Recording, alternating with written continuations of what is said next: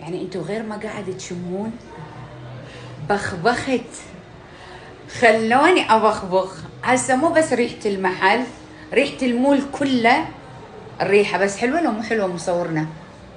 الريحة حلوة ولا مو حلوة؟ حلوة كثير. شفتوا؟ قسما بالله حلوة والله. ايش قد رشينا؟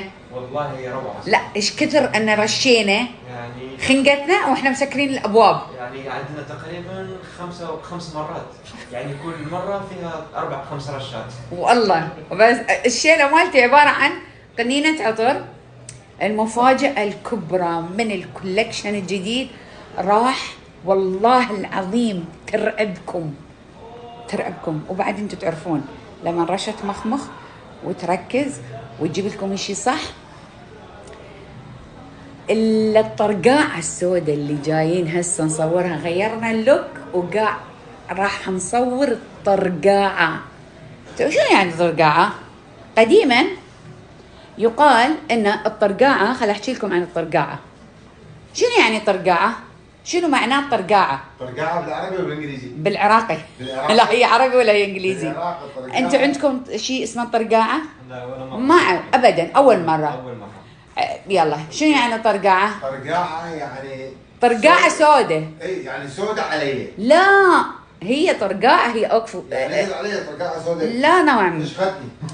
ها اي انت غلط، انت جبت شويه منها.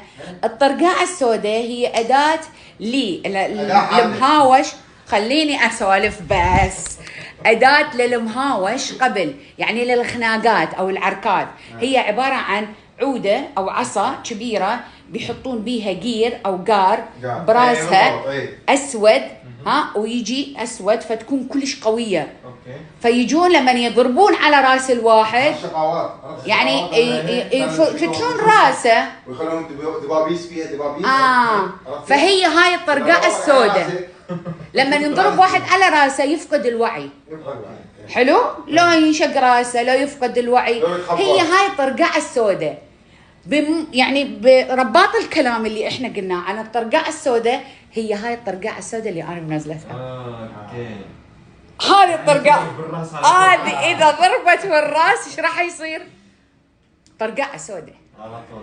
تعلمت كلمة جديدة ولا ما؟ والله اسم على مسمى. زين شمع عشان تعرف ان الطرقاعة لا مو طرقاعة. خلي نشمع. بس لا تفتحها. لا افتحها بس افتحها. ما طلع والله. يلا تعال مصورنا الجميل اخلي اشممك الطرقاعة السوداء. شملي. والله روعة ما شاء الله. طرقاعة لا مو طرقاعة. طرقاعة. طرقاعة السوداء.